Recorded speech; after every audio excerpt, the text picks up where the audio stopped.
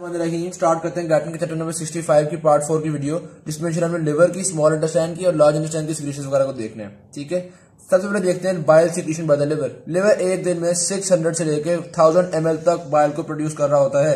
Bile के दो main function है, एक फैट की डाइजेशन और एब्जॉर्प्शन करवाना और दूसरा ब्लड से वेस्ट प्रोडक्ट्स को एक्सक्रीट करवाना। ठीक है, फैट की डाइजेशन और एब्जॉर्प्शन किस तरह करवाएगा? फैट को एमल्सिफाई कर देगा, यानी छोटे पार्टिकल्स में तोड़ देगा ताकि उन पर एंजाइम अच्छे तरीके से काम कर सके, और इसी तरह फिर फैट की एब्जॉर्प्शन में भी रोल प्ले करेगा। ठीक है, और एक्सक्रीशन किस तरह से करवाता है? बेसिकली जो ब्लड की प्रोडक्ट्स है ना, मसलन आप इसकी टूटने से आपको पता है बिलीरुबिन वगैरह बनती है, वो बिलीरुबिन वगैरह ये लिवर बाइल के थ्रू वेस्ट कर देता है, फिर आगे वो फीसेस से निकल जाएगी। तो इस तरह से जो ब्लड से आपके पास वेस्ट प्रोडक्ट्स आ रही होती है लिवर में, वो बाइल के थ्रू एक्सक्रीट कर दी जाती है। तो ये हमारे पास बाइल के दो इंपॉर्टेंट फंक्शन हो गए। Physiological anatomy of biliary secretions. तो बाइल हमारे पास पहले तो जो आपके लिवर के साथ होते हैं ना, हेपेटोसाइट्स, वो हमारे पास बाइल एसिड्स, कोलेस्ट्रॉल और ऑर्गेनिक कॉन्स्टिट्यूएंट्स जो भी होते हैं उनको सिक्रीट कर रहा होता है। सिक्रीट कर देते हैं छोटी छोटी बाइल कैनालिक्यूली के अंदर। बाइल कैनालिक्यूली से ये आके जाता है टर्मिनल बाइल डक्ट्स में, टर्मिनल बाइल डक्ट से हेपेटिक डक्ट, हेपेटिक डक्ट से फिर common bile duct, common bile duct से आगे इसकी मर्जी है, या तो ये डायरेक्टली चल जाएगा डोडेनम में, ठीक है, और या ये सिस्टिक डक्ट से होता हुआ गॉल ब्लैडर में जाकर स्टोर हो जाएगा। गॉल ब्लैडर में बाइल स्टोर हो जाता है, जब जरूरत पड़ती है हम गॉल ब्लैडर से निकाल कर डोडेनम में भेज देते हैं। ठीक है, तो यहाँ कॉमन बाइल डक्ट से आगे या डोडेनम में डायरेक्टली चला जाएगा या गॉल ब्लैडर में चला जाएगा। ये दो चीजें हो गई। अच्छा, फिर देखिएगा ये जो हेपेटोसाइट्स थे, इन्होंने तो ऑर्गेनिक सब्सटेंस रिलीज किए थे ना, बाइल एसिड्स हो गए, कोलेस्ट्रॉल वगैरह हो गया। ये जो जब ये डक्ट में से गुजर रहा होता है ना बाइल, तो डक्ट्स यहाँ पे वाटर, सोडियम और बाइकार्बोनेट आयंस को रिलीज करती हैं।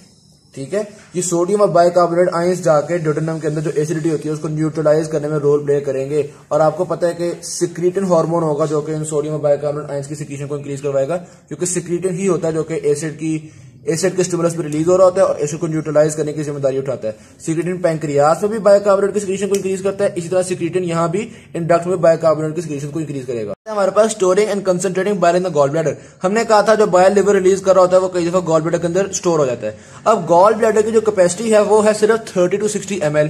ठीक है, जबकि लिवर से निकलने वाला बाइल तकरीबन 12 आवर्स तक जो बाइल निकल है ना, उसको भी ये स्टोर कर सकता है गॉल ब्लैडर। अब हालांकि देखो लिवर तो 12 आवर्स में ऑलमोस्ट 450 ml भी सिक्रीट कर सकता है, तो फिर इतना ज्यादा किस तरह ये स्टोर करेगा? ये बेसिकली क्या करता है, ये बाइल की कंसंट्रेशन करवाता रहता है। किस तरह से जो बाइल आ गया उसके बाइल एसिड्स, कोलेस्ट्रॉल वगैरह को रखता है और वाटर, सोडियम, क्लोराइड, इन चीजों को रीअब्सॉर्ब करवाया जाता है। तो बाइल से ये चीजें रीअब्सॉर्ब होती चली जाती है। कौन कौन सी चीजें? वाटर, सोडियम, क्लोराइड और इलेक्ट्रोलाइट्स वगैरह। उनको कहता है भाई तुम लोग रीअब्सॉर्ब हो जाओ, मैंने और बाइल लेना है। तो इस तरह से ये बाइल की कंसंट्रेशन करता चला जाता है ताकि ज्यादा से ज्यादा बाइल एसिड्स को, कोलेस्ट्रॉल वगैरह को ये स्टोर कर सके। सही होगी बात। ये एब्जॉर्प्शन किस तरह से हो रही है या कंसंट्रेशन किस तरह से हो रही है? तो वो कहते हैं हम basically active transport of sodium करवाते हैं, यानी कि एनर्जी का यूज करके सोडियम को यहां से निकालते हैं। जब सोडियम निकलता है तो क्लोराइड भी निकल जाता है, और जब सोडियम क्लोराइड निकलेगा तो ऑस्मोसिस की वजह से वाटर भी गॉल ब्लैडर से निकल जाता है। तो यहाँ पे हमारे पास होती है कंसंट्रेशन ऑफ बाइल। डन होगी बात। फिर आती है कॉम्पोजिशन ऑफ बाइल। बाइल के अंदर क्या कुछ होता है वो उन्होंने यहाँ पे आपको शो कर दिया है। अच्छा, ये देखिएगा लिवर से जो बाइल निकल है ना, उसके अंदर आप देख सकते हैं कि बाइल सॉल्ट्स, बिलिरुबिन की कंसंट्रेशन थोड़ी है, और जो गॉल ब्लैडर के अंदर बाइल है उसके अंदर इन सारी चीजों की कंसंट्रेशन ज्यादा है, क्योंकि गॉल ब्लैडर में आपको पता है कंसंट्रेशन ऑफ बाइल हो जाती है, कंसंट्रेशन इंक्रीज कर दी जाती है, वाटर वगैरह रीअब्सॉर्ब कर देते हैं, जिसकी वजह से बाकी जो बाइल रह जाता है उसकी कंसंट्रेशन ज्यादा होती है। इनमें देखा जाए तो बाइल सॉल्ट सबसे ज्यादा होते हैं। आप देख सकते हैं कि 6 ग्राम पर डेसीलीटर अगर बाइल सॉल्ट है, बाकी सारी चीजें बहुत थोड़ी थोड़ी सी होती हैं, कोई इसमें ऐसा मुश्किल चीज नहीं है। अच्छा जी, फिर आता है हमारे पास कोलसिस्टोकाइनिन स्टिमुलेट्स गॉल ब्लैडर एम्प्टीइंग। कोलसिस्टोकाइनिन एक ऐसा हार्मोन है जो कि स्मॉल इंटेस्टाइन में रिलीज होता है जब इंसान फैटी फूड खाता है। ठीक है, तो फैटी फूड की डाइजेशन के लिए हमें बाइल तो चाहिए। जब फैटी फूड खाएंगे यहाँ पे कोलसिस्टोकाइनिन बनेगा। ये कोलसिस्टोकाइनिन हमारे गॉल ब्लैडर को कंस्ट्रक्ट करवाता है, कॉन्ट्रैक्ट करवाता है, ताकि गॉल ब्लैडर अपने बाइल को रिलीज कर दे। तो गॉल ब्लैडर के बाइल रिलीज करने में बहुत अहम किरदार अदा करता है ये कोलसिस्टोकाइनिन। अच्छा, कोलसिस्टोकाइनिन सिर्फ गॉल ब्लैडर को ही नहीं करता, बल्कि यहाँ पे आपको पता है स्फिंक्टर ऑफ ऑडी, इसको भी रिलैक्स करवाता है। जारी बात है, अगर ये स्फिंक्टर ऑफ ऑडी कंस्ट्रक्टेड हुआ तो गॉल ब्लैडर से बाइल आएगा, लेकिन यहाँ स्फिंक्टर पे आकर रुक जाएगा ना, क्योंकि ये स्फिंक्टर होता है जो कि इस डक्ट को ड्यूडेनम की ओपनिंग पे लगा हुआ होता है। ठीक है, तो ये जो कोलसिस्टोकाइनिन है ये गॉल ब्लैडर की कॉन्ट्रैक्शन करवाता है और इस स्फिंक्टर की रिलैक्सेशन करवाता है ताकि आराम से आपके पास आगे आ सके। अच्छा, एक तो गॉल ब्लैडर की कॉन्ट्रैक्शन हमने देख लिया, कोलसिस्टोकाइनिन ने करवाई है। उसके अलावा थोड़ी बहुत कॉन्ट्रैक्शन जो पैरासिम्पैथेटिक नर्वस सिस्टम होता है वो भी करवा देगा, लेकिन पैरासिम्पैथेटिक नर्वस सिस्टम ज्यादा नहीं करवाता। अच्छा, फिर यहाँ पे वो ये बता रहे हैं अगर तो इंसान ने फैटी फूड खाया है ना, तो ज्यादा कोलेस्ट्रोल रिलीज होगा और गॉल ब्लैडर अच्छे तरीके से एम्प्टी होगा। तकरीबन 1 घंटे के अंदर गॉल ब्लैडर एम्प्टी हो जाता है, ठीक है। और अगर कोई इंसान फैटी फूड नहीं खा रहा है, प्रोटीन शोटीन भी खा रहा है, तो ऐसे केस में गॉल ब्लैडर पूरली एम्प्टी होता है। ज्यादा हम उसको कंस्ट्रक्ट नहीं करवाते क्योंकि ज्यादा कोलेस्ट्रोल रिलीज नहीं हुआ। डन होगी बात, जहां तक बात कंप्लीट होती है बाइल की रिलीज वगैरह से रिलेटेड। फिर functions of bile salt in the fat digestion and absorption. पहले तो बता रहे हैं बाइल सॉल्ट्स बनते किस तरह से। बेसिकली कोलेस्ट्रॉल से सिंथेसाइज हो रहे हैं बाइल सॉल्ट्स, ठीक है। कोलेस्ट्रॉल कन्वर्ट होता है into colic acid and can deoxycholic acid, ठीक है। इन दो चीजों में कन्वर्ट हो गया, कॉलिक एसिड बनाएगा और कैन डीऑक्सीकोलिक एसिड बनाएगा। फिर इनके साथ कंबाइन होता है ग्लाइसिन और टॉरिन। तो कंबाइन होने की वजह से हमारे पास कॉलिक एसिड और कैन डीऑक्सीकोलिक एसिड के सॉल्ट्स बन जाते हैं या बाइल एसिड बन जाते हैं। तो हम कहते हैं glyco and Toro conjugated bile acid form हो जाते हैं यहाँ पे। तो ये हमारे पास कॉलिक एसिड और कैन डीऑक्सीकोलिक एसिड के बाइल एसिड बन गए, या आप कहते हैं सोडियम सॉल्ट्स बन गए। तो कोलेस्ट्रॉल का सिंथेसिस हो रहा है, बस बेसिक बात आपको ये पता होनी चाहिए। फिर ये बाइल सॉल्ट्स किस तरह से एक्शन करते हैं, 2 तरह के अहम एक्शन है इनके फैट के डाइजेशन के लिए। एक एक्शन होता है डिटर्जेंट एक्शन। डिटर्जेंट एक्शन में क्या करते हैं, फैट की ना सरफेस टेंशन को डिक्रीज कर देते हैं, ठीक है। सरफेस टेंशन को किस तरह से मसला नहीं, देखो ना ये बड़ा ग्लोब्यूल है, इसकी सरफेस जो है वो इतनी टाइट है कि वो किसी चीज को अपने अंदर एंटर नहीं होने दे रही, जिसकी वजह से ये ब्रेक नहीं करेगा। जब ये आके के सरफेस टेंशन को डिक्रीज कर देंगे, कहेंगे यार खैर कुछ नहीं होता, तो ये आहिस्ता आहिस्ता ब्रेक करके स्मॉलर कॉन्स्टिट्यूएंट्स में टूटता चला जाएगा, ठीक है। तो इसको हम कहते हैं इमल्सिफाइंग या detergent function of the bile salt. एक ये फंक्शन हो गया। सेकंड फंक्शन होता है हमारे पास इन चीजों की एब्जॉर्प्शन करवाना, फैटी एसिड्स की, मोनोग्लिसराइड्स की, कोलेस्ट्रॉल की, या जो दूसरे लिपिड्स हैं इनकी।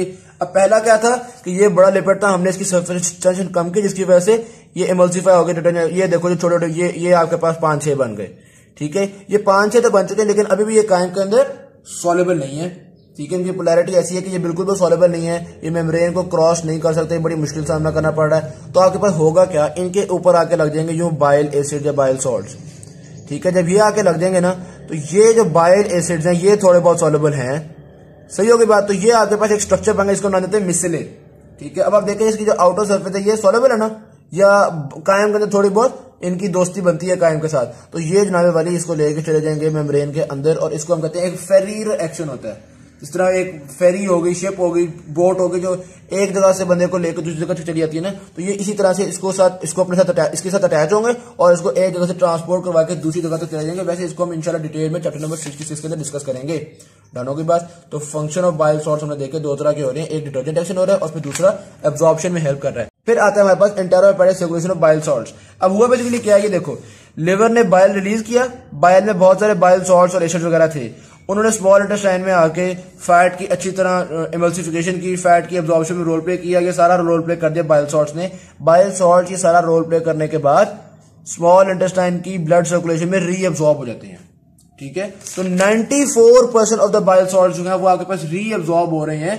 किस तरह से रीअब्जॉर्ब हो रहे हैं, शुरू में तो स्मॉल इंटेस्टाइन में इतने ज्यादा होते हैं कि वो डिफ्यूजन के तहत रीअब्जॉर्ब होना शुरू हो जाते हैं, ठीक है। और बाकी फिर जो रह जाते हैं हम उनको एक्टिव ट्रांसपोर्ट के तहत यानी एनर्जी यूज करके रीअब्जॉर्ब करवा रहे हैं। तो 94% ऑफ द बाइल सॉल्ट्स हमने रीअब्जॉर्ब करवा लिए, सिर्फ 6% बाइल सॉल्ट्स होते हैं जो कि वेस्ट हो गए।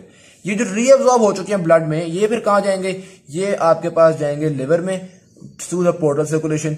आपको पता है ना, जितना भी ब्लड आपका ये इंटेस्टाइन्स वगैरह से कलेक्ट होता है, ये पहले लिवर में जाता है और वहां पे ग्लाइकोजन की फॉर्मेशन होती है, जो भी होना होता है, अमीनो एसिड होती है, वो फिर लिवर से आगे फिर वो जाता है, जिसको हम पोर्टल सर्कुलेशन कहते हैं। गट और लिवर के बीच में सर्कुलेशन होती है ना, हेपेटिक पोर्टल सर्कुलेशन, ठीक है।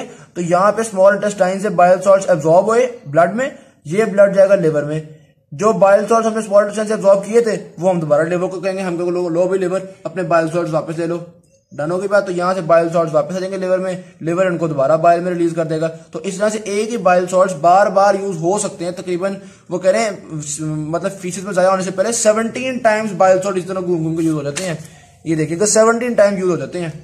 डन होगी बात। लेकिन एक चीज देखिएगा, हमने कहा 94% बाइल सॉल्ट्स रीअब्सॉर्ब हो रहे हैं, यानी कि हर दफा कुछ ना कुछ बाइल सॉल्ट्स वेस्ट भी हो जाते हैं, ठीक है। तो जो वेस्ट हुए हैं उनकी कमी को पूरा करने के लिए हमारे लिवर मोहतरम बाइल सॉल्ट्स कॉन्टिन्यूसली प्रोड्यूस भी कर रहे होते हैं, कुछ ना कुछ नए बाइल सॉल्ट्स भी फॉर्म कर रहे होते हैं। जो फूड आता है उससे हम बाइल सॉल्ट की फॉर्मेशन कर रहे हैं। अभी जो बाइल सॉल्ट की फॉर्मेशन है ना लिवर में, ये इस चीज पर डिपेंड करती है कि लिवर को कितना बाइल सॉल्ट ऑलरेडी मिला है। क्या मतलब है?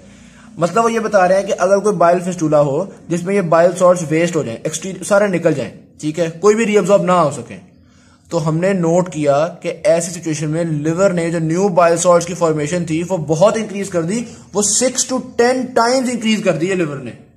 तो इसका मतलब ये है कि लिवर देखता है अगर तो ऑलरेडी बाइल सॉल्ट्स हैं तो ये सिक्रीशन थोड़ी करता है, और अगर ऑलरेडी बाइल सॉल्ट्स थोड़े हो तो ये सिक्रीशन अपनी ज्यादा कर देता है। यानी कि लिवर की जो बाइल सॉल्ट्स की प्रोडक्शन है वो डिपेंड कर रही होती है इस एब्जॉर्प्शन पे। डन होगी बात? मैं रिपीट कर रहा हूं, इसकी जो प्रोडक्शन है यानी कि जो नए बाइल सॉल्ट्स प्रोड्यूस कर रहा है ये इस चीज पे डिपेंड कर रहे हैं कि ऑलरेडी कितने बाइल सॉल्ट्स मौजूद हैं या कितने बाइल सॉल्ट्स रीअब्सॉर्ब होकर वापस आ चुके हैं, इस चीज पे डिपेंड कर रहा है। आई होप सो तो मुश्किल चीज नहीं है। फिर आता है role of secretin in controlling bile secretions. Secretin तो आपको पता है चूंकि ये रिलीज होता है इस स्मॉल इंटेस्टाइन में आने वाले एसिड के नतीजे में, तो इसने तो हमेशा बाइकार्बोनेट और वाटर वगैरह के सिक्रीशंस भी बढ़ाना है। तो सिक्रीटन रिलीज होगा तो वो लिवर के भी बाइल के अंदर भी बाइकार्बोनेट के सिक्रीशंस को बढ़ाएगा, वाटर के सिक्रीशंस को बढ़ाएगा, क्योंकि इसका काम है ज्यादा बाइकार्बोनेट बनाए ताकि ज्यादा न्यूट्रलाइजेशन करवाई जा सके। डन होगी बात?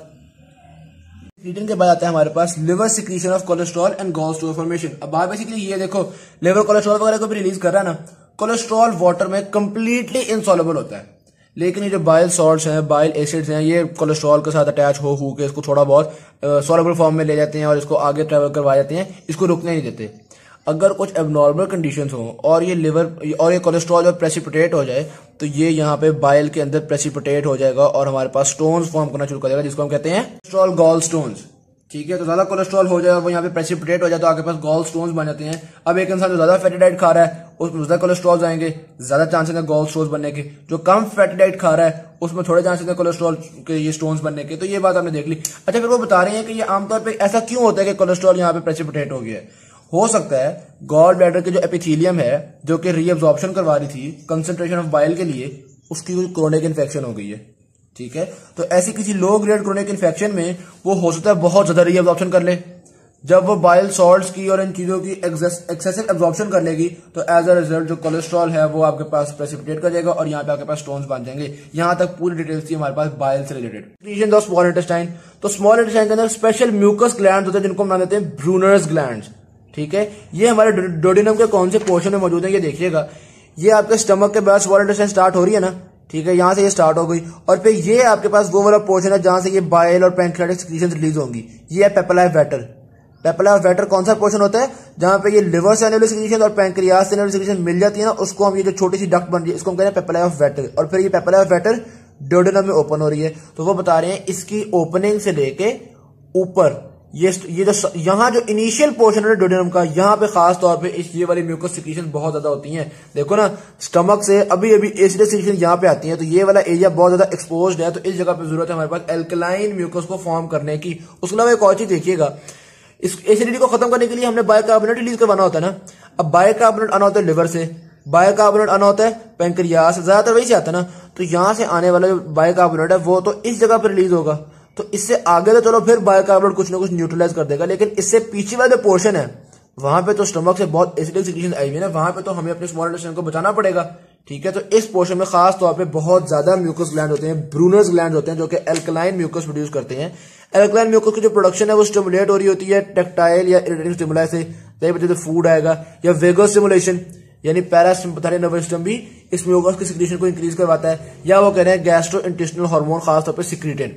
सिक्रीटिन हार्मोन तो आपको पता है जो कि वैसे बाइकार्बोनेट वगैरह रिलीज करवा रहा होता है, लिवर में बाइकार्बोनेट की प्रोडक्शन को स्टिमुलेट कर रहा है, पैंक्रियास में बाइकार्बोनेट की प्रोडक्शन को स्टिमुलेट कर रहा है और यहाँ पे एल्कलाइन म्यूकस को स्टिमुलेट कर रहा है। सिक्रीटिन की बस सबसे बड़ी टेंशन है एसिड ही होती है।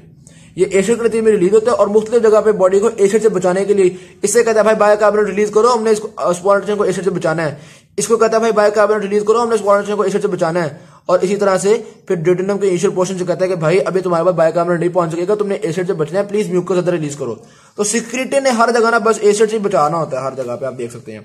अच्छा, ये वेगस स्टिमुलेशन जो पैरासिम्पैथेटिक नर्वस सिस्टम होता है वो भी सिक्रीशन को म्यूकस की सिक्रीशन को इंक्रीज करता है, लेकिन जो सिंपैथेटिक सिस्टम होता है वो ब्रूनर्स ग्लैंड की सिक्रीशन को इनहिबिट करता है। ठीक है, तो अगर कोई इंसान टेंशन में स्ट्रेस की वजह से बहुत ज्यादा देर उसका सिंपैथेटिक स्टिमुलेशन एक्टिवेटेड रहती है तो क्या होगा, ब्रूनर्स ग्लैंड इनहिबिटेड रहेगा और ड्यूटेनम के इस पोर्शन में हमारे पास ज्यादा म्यूकस नहीं बन सकेगा।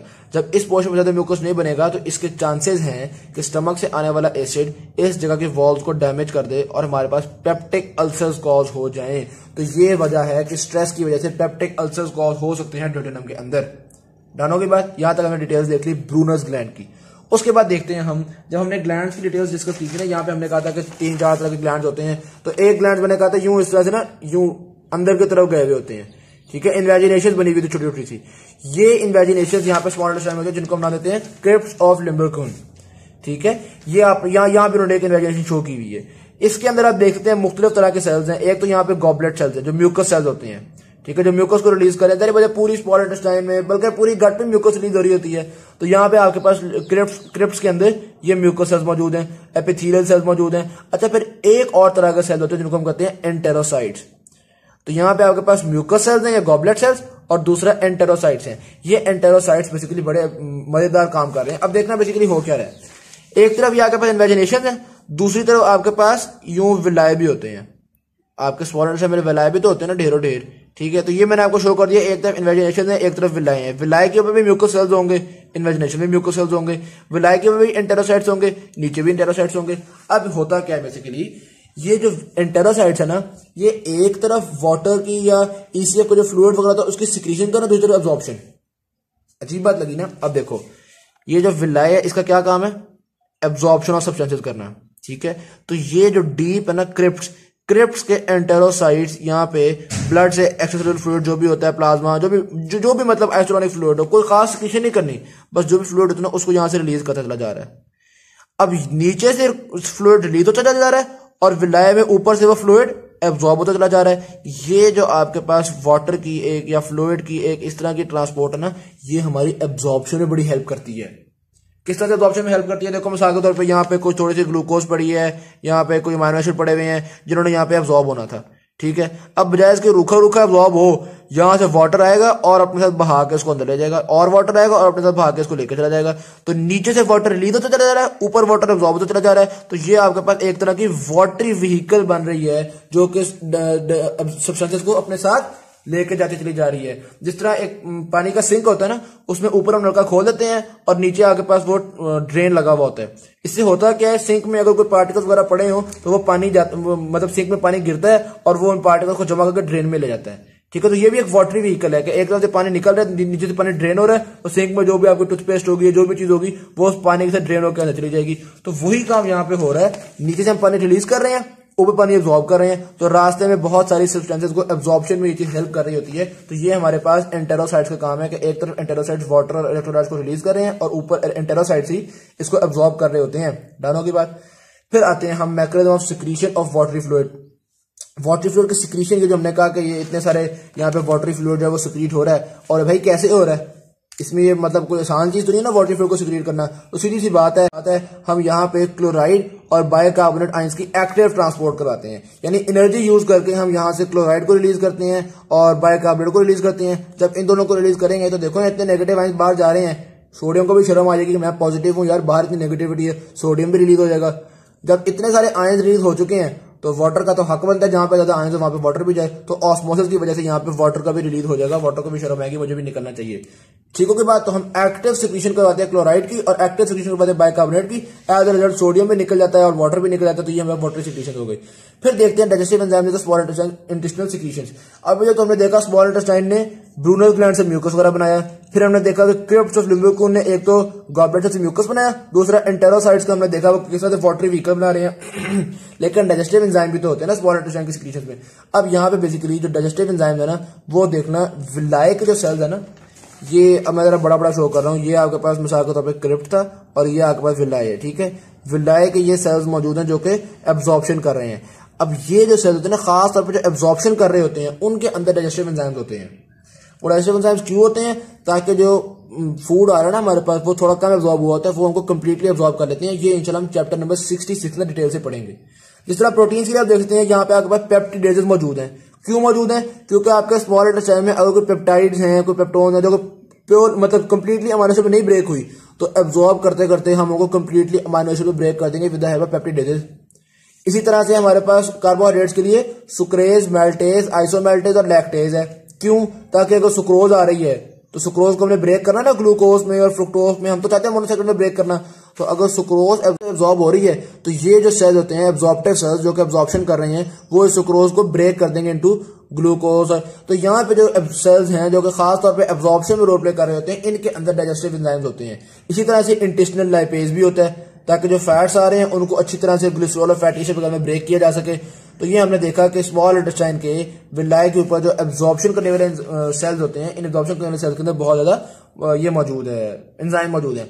अच्छा, फिर एक और चीज है यहाँ पे बड़ी इंटरेस्टिंग। लो ये जो आपके पास क्रिप्स पे सेल है ना, ये कॉन्टिन्यूसली माइटोसिस करते रहते हैं, डिवाइड करी जा रहे हैं। और जब डिवाइड करी जाए तो जाहिर बात है ये ऊपर की तरफ जाते रहेंगे, ठीक है। और जो ऊपर वाले सेल्स हैं उनसे कहते हैं कि भाई तुम लोग काफी देर से काम कर रहे हो, तुम यहाँ पे अब निकल जाओ। तो ऊपर वाले सेल्स आहिस्ता आहिस्ता यहाँ से निकलते चले जाएंगे और नीचे से नए सेल्स बन के आते चले जाएंगे। तो ये तकरीबन एक सेल का साइकिल जो है ना वो 5 डेज का होता है। 5 डेज में सेल यहाँ से प्रोड्यूस होकर ऊपर जाके ऊपर से फिर निकल भी जाता है आपका, ये जाहिर बात है फिजिक्स में जाया वगैरह हो जाएगा, ठीक है। तो ये हम कॉन्टिन्यूसली सेल्स को रिप्लेस करते चले जा रहे हैं, कॉन्टिन्यूसली सेल्स को चेंज करते चले जा रहे हैं, नीचे माइटोसिस होते चले जा रही है और सेल ऊपर जाते ऊपर वाले सेल्स को निकाल देता है। इसका एक फायदा भी है, वो ये है अगर फूड की वजह से कोई एक्सकोरिएशन हो गई है, यानी यहाँ के सेल्स डैमेज हो गए हैं, तो टेंशन वाली बात नहीं है। वैसे भी 3-4 दिन में नीचे से नए सेल ने तो आ ही जाना है, क्योंकि नए सेल तो कॉन्टिन्यूसली आते ही रहते हैं नीचे से। तो ये हमारे पास फायदा होता है कि एक्सकोरिएशन के अंदर नीचे से आने वाले नए सेल्स अर्ली रिपेयर कर देते हैं हमारे पास। डाउन के बाद फिर आता है regulation of local intestinal secretions. यहाँ पे बस कुछ नहीं बताया हुआ यार, नर्वस रिफ्लेक्सेस वगैरह होते हैं जो रेगुलेट कर रहे होते हैं, इसमें क्या मुश्किल बात है। अच्छा, फिर आखिर में देखते हैं secretion of mucus by large intestine. लो जी, आपके जो लार्ज इंटेस्टाइन है ना, ये वाली मोहतरम, इसने कोई डाइजेस्टिव एंजाइम तो खास रिलीज करने नहीं है, इसने ज्यादा म्यूकस की ही रिलीज करनी होती है। अच्छा, ये जो क्रिप्स ऑफ लिम्बोर्कुन है ना, ये आपके लार्ज इंटेस्टाइन के अंदर भी होते हैं। ये जो हमने क्रिप्स डिस्कस किए थे, ये क्रिप्स ऑफ लिम्बोर्कुन लार्ज इंटेस्टाइन में भी होते हैं। अलबत्ता ये जो विलाय हमने स्मॉल इंटेस्टाइन में डिस्कस किए थे, ये विलाय लार्ज इंटेस्टाइन के अंदर नहीं होते, ठीक होगी बात। अच्छा, फिर लार्ज इंटेस्टाइन में देखिएगा खास तौर पे जो इसके टर्मिनल पोर्शन है ना, वहां पे हमारे पास बहुत ज्यादा सिक्रीशन होती है म्यूकस की। मैंने आपको बताया था म्यूकस की सिक्रीशन भी वेगल स्टिमुलेशन से स्टिमुलेट होगी। ऐसे ही है ना, वेगल स्टिमुलेशन से म्यूकस की सिक्रीशन स्टिमुलेट होती है ना, और सिम्पैथेटिक से इनहिबिट हो रही होती है। तो ये देखिएगा, ये जो वेगस सिस्टम मैंने ड्रॉ किया हुआ था पिंक कलर से, ये पिंक कलर से वेगस सिस्टम बना हुआ है ना, या पैरासिम्पैथेटिक नर्वस सिस्टम। ये पेल्विक नर्व से जो वेगस नर्व्स आ रही हैं, ये खास तौर पे लार्ज इंटेस्टाइन के आखिरी पोर्शन को बहुत ज्यादा इनर्वेट कर रही होती हैं। ये देख सकते हैं, इस पोर्शन में बहुत ज्यादा इनर्वेशन की, रेक्टम में, सिग्मॉइड कोलोन वाले एरिया में, यहाँ पे बहुत ज्यादा इनर्वेशन है। तो यहाँ पे सिंपैथेटिक स्टिमुलेशन की वजह से बहुत ज्यादा म्यूकस बनता है, और ये जो म्यूकस है ये हमारे फीसिस को एक रखने के लिए, फीसिस को यूनाइटेड रखने के लिए और फीसिस के पास करने में रोल प्ले करता है। तो पैरासिम्पैथेटिक नर्वस सिस्टम इस पोर्शन में बहुत ज्यादा म्यूकस की सिक्रीशन करवा रहा होता है। ये यहाँ पर उन्होंने करिए पेल्विक नर्व से जो पैरासिम्पैथेटिक इनर्वेशन आ रही है, ये देखिएगा पैरासिम्पैथेटिक नर्व जो है वो पेल्विक नर्व के अंदर से होते हुए आ रही होती है ना, तो पेल्विक नर्व से जो आ रही होती है ये यहाँ पे बहुत ज्यादा उसको इंक्रीज कर रही है। अच्छा, अब अगर एक इंसान में कोई इमोशनल डिस्टर्बेंसेस हो, इमोशनल इश्यूज की वजह से बहुत ज्यादा पैरासिम्पैथेटिक स्टिमुलेशन हो रही है, तो यहाँ पे बहुत ज्यादा म्यूकस बन जाएगा। तो कई दफा ऐसा बंदे को प्रॉब्लम हो जाता है कि वो उसको डेफिकेशन रिफ्लेक्स आता है, लेकिन थोड़ा सा सिर्फ म्यूकस ही निकलता है, क्योंकि म्यूकस की सिक्रीशन बहुत ज्यादा हो गई है ना, तो यहाँ से बस म्यूकस ही निकलेगा, फीसेस खास रिलीज होते ही नहीं है, ठीक है। वो हर थोड़ी देर बाद वॉशरूम जाएगा और सिर्फ म्यूकस थोड़ा सा निकला करेगा। डन हो के बाद अच्छा, फिर एक और चीज देखिएगा, जिस वक्त डायरिया होता है ना, तब भी आपके पास ये म्यूकस की सिक्रीशन बढ़ जाती है। डायरिया में बेसिकली क्या होगा, कोई भी बैक्टीरिया वगैरह आया हुआ है, वो आके यहाँ पे मुसलसल स्टिमुलाई वगैरह दे रहा है, इरिटेशन वगैरह दे रहा है, तो हम वाटरी सिक्रीशन म्यूकस वगैरह बहुत ज्यादा इंक्रीज कर देते हैं, ताकि जल्दी से बोल जो उसको रिमूव कर दिया जाए।